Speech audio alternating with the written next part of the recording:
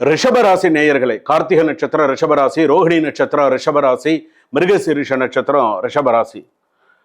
அதாவது உங்களுக்கு வாழ்க்கை அப்படிங்கிறது வந்து பார்த்தீங்கன்னா ஆரம்ப காலத்துல இருந்து சிறு வயதிலிருந்தே உங்களுக்கு பொறுப்புகள் அதிகம், நிறைய பொறுப்புகள் அதிகம். என்ன அந்த அளவுக்கு ஆரம்பத்திலே பொறுப்பை திணிச்சிட்டாங்க அப்படின்னு சொல்லலாம். அந்த இதுல வந்து என்ன அப்படின்னு கேட்டா உங்களுடைய ராசிக்கே வந்து சில விஷயங்கள் சொல்லுவாங்க. ரிஷப ராசி அப்படின்னு சொல்லும்போது சில விஷயங்கள் சொல்லுவாங்க. என்ன சொல்லுவாங்க, கையில சிலருக்கு மட்டுமே தான் அந்த யோகம். அந்த ரிஷப ராசின்னு சொல்லும்போது சிலருக்கு மட்டுமே தான் அந்த யோகம், எல்லாருக்கும் அந்த யோகம் கிடையாது. ஆணா இருந்தாலும் சரி, பெண்ணா இருந்தாலும் சரி, நம்பி ஏமாந்துருக்கீங்க. அதுதான் உண்மை, அதுதான் நிதர்சனமான உண்மை. வாழ்க்கையில திருமண வாழ்க்கையிலையும் நம்பி ஏமாந்துருக்கீங்க, அதுதான் உண்மை. ரெண்டாவது, சில நேரங்களில் வந்து பார்த்தீங்கன்னா எல்லாமே வந்து பார்த்தீங்கன்னா உங்களுக்கான வாழ்க்கையை நீங்க வாழ, எல்லாருக்காக வாடுகிறேன், எனக்காக யாரும் இல்லைங்கிற ஃபீலிங் தான் கடைசி வரைக்கும் உங்களுக்கு இருக்கு. இப்போ நான் சொல்ற வரையை நீங்க தாராளமா எடுத்துக்கலாம். அப்போ 2026, 28 எப்படி இருக்கும்?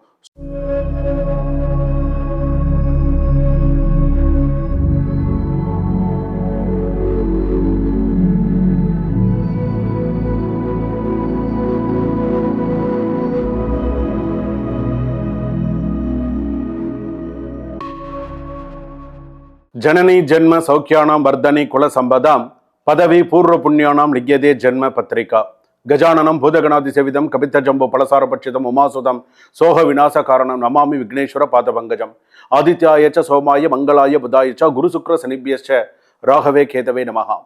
உலகெங்கும் வாழக்கூடிய ஜோதிடர் யுகம் நேயர்கள் அனைவருக்கும் வணக்கம்.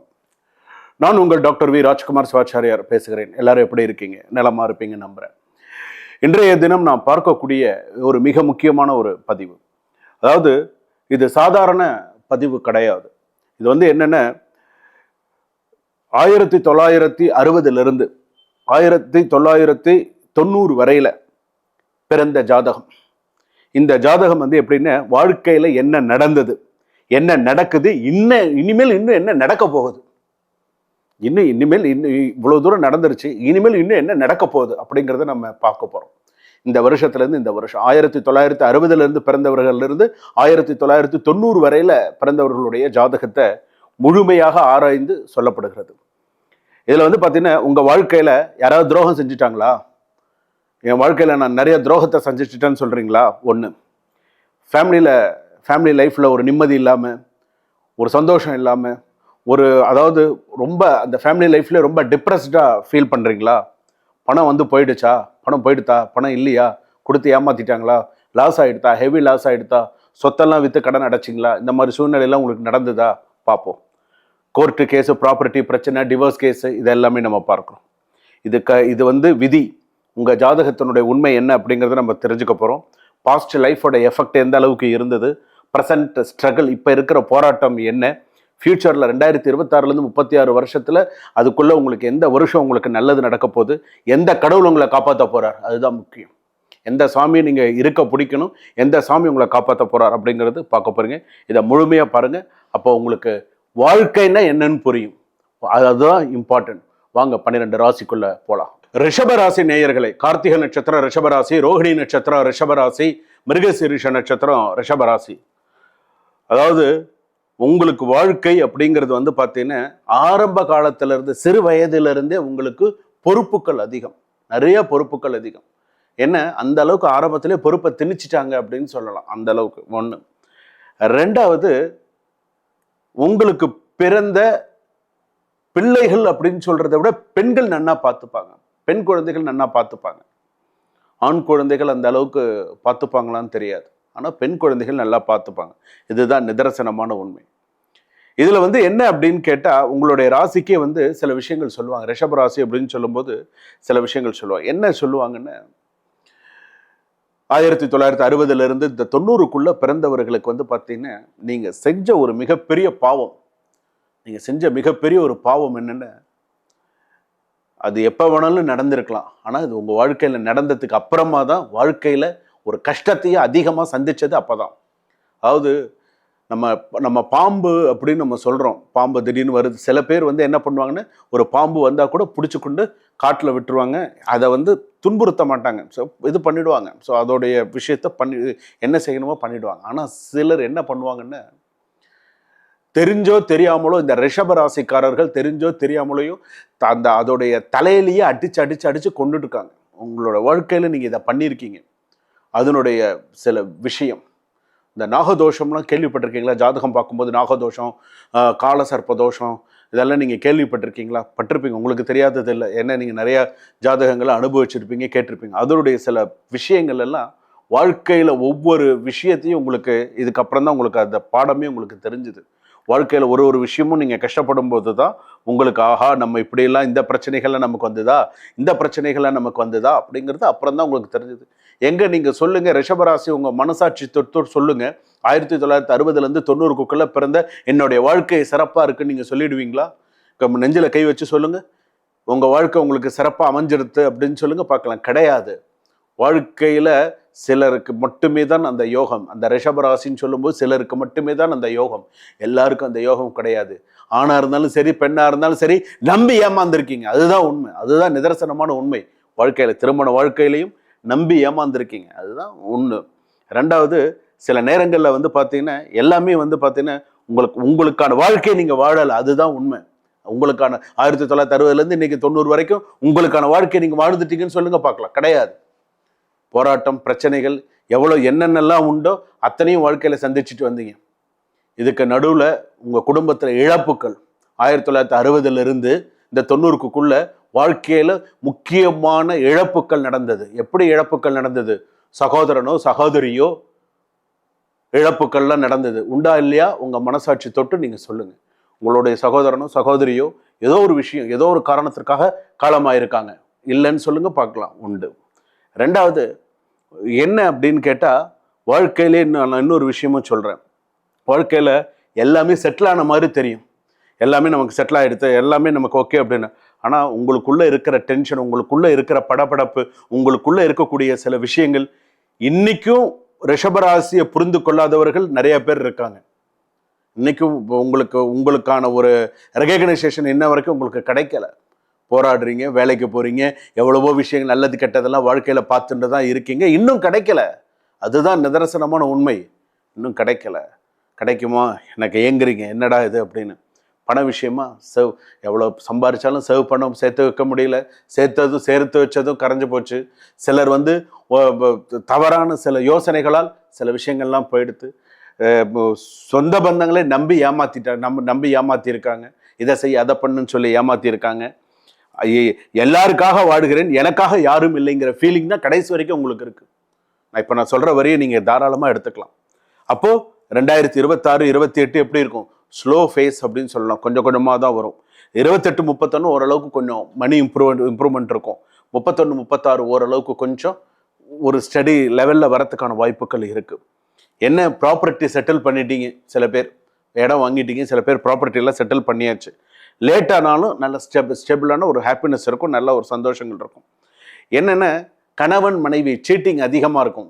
கணவன் மனைவி சீட்டிங் அதிகமாக இருக்கும். ஸோ கொஞ்சம் கவனமாக இருங்க. ஏன்னா அதெல்லாம் கடந்து சில பேர் கடந்து வந்திருப்பாங்க, சில பேர் அதை கடக்கல. இன்னொன்று வந்து பார்த்தீங்கன்னா, இந்த ஒருதலை காதல்லாம் இருக்கும் நிறையா. இந்த ஒருதலை காதல், ஒருத்தரை மறக்காமல் இருக்கிறது மனசில், அதெல்லாம் இருக்கும். ரொம்ப ஹார்ட் பிரேக் அதெல்லாம் உண்டு. ரெண்டாவது வந்து பார்த்தீங்கன்னா, ஃபினான்ஸ், பேங்க் அக்கௌண்ட்ஸு, இந்த மாதிரி ரிலேட்டடாக இருக்கக்கூடிய வேலையில் இருக்கிறவங்கலாம் இன்றைக்கும் ஓரளவுக்கு கொஞ்சம் ஸ்டேபிளாக ஓரளவுக்கு வந்துடுறாங்க.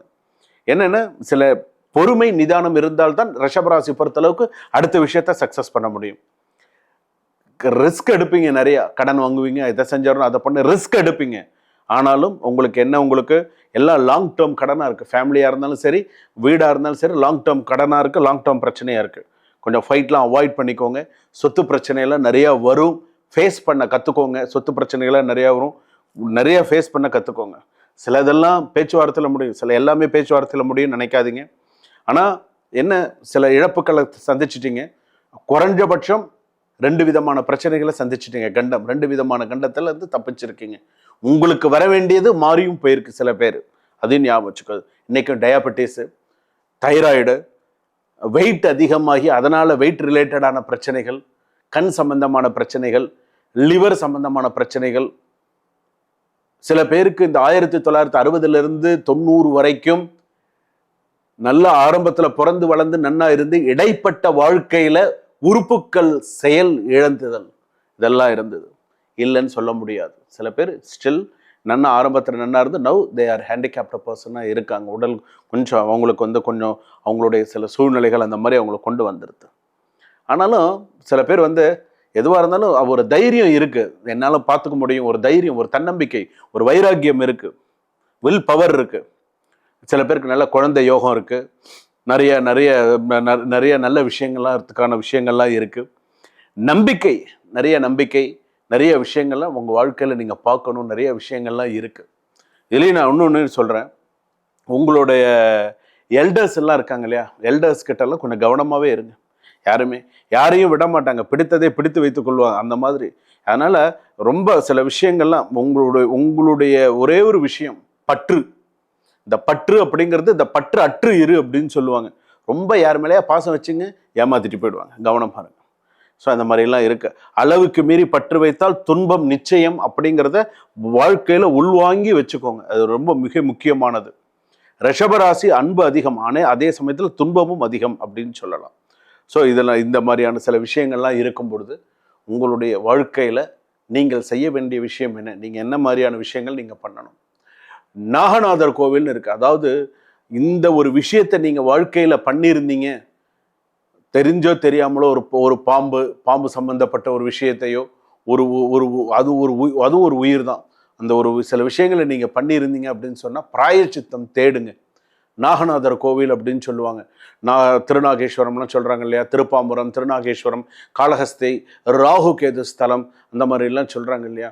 உங்கள் வாழ்க்கையில் சுத்தமாக நிம்மதி இல்லையா, நான் வாழ்க்கையில் நான் இந்த மாதிரியான சில விஷயங்களெல்லாம் நான் நிறைய கஷ்டப்பட்டுட்டேன், நிறையா விஷயங்களை நான் இந்த மாதிரிலாம் பண்ணிட்டேன் அப்படின்னு சொன்னேன்.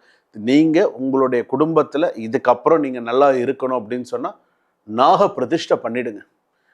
ஏதாவது ஒரு கோவிலில் நீங்கள் கேட்டிங்கன்னா சொல்லுவாங்க, நாக பிரதிஷ்டை எப்படி பண்ணணும்னு கேட்டிங்கன்னா சொல்லுவாங்க. ஒரு சின்னதாக 1/4 அடிக்கு ஒன்று ஆர்டர் பண்ணி நன்னா வச்சு பூஜை பண்ணி, இத்தனை நாள் பூஜை கணக்குன்னு இருக்குது, அந்த மாதிரி பண்ணி நாக பிரதிஷ்டை பண்ணுங்க. வாழ்க்கையில் நிறைய மாற்றங்களும் நிறைய நல்ல விஷயங்களும் வரும். ஏதாவது ஒரு சிவஸ்தலத்தில் பண்ணுங்க, எந்த இடத்துல பண்ணணும்னு, இதுதான் உங்களுக்கான பரிகாரம். இதை செஞ்சீங்க, வாழ்க்கையில் உங்களுக்கு வெற்றி தான். 1960 90 பிறந்தவர்களுக்கு இதுதான் முக்கியமானது. இதை நீங்கள் செய்யுங்க. இந்த முக்கியமான பதிவை விட்டுடாதீங்க. எப்போ நேரம் கிடைக்கிறதோ இந்த பதிவை நீங்கள் கண்ணில் பார்த்துட்டீங்கன்னா உடனே இதை செய்யணும் அப்படிங்கிறத மனசில் உடனே அதை ஒரு பிரார்த்தனையாக வச்சு நீங்கள் செய்யுங்க.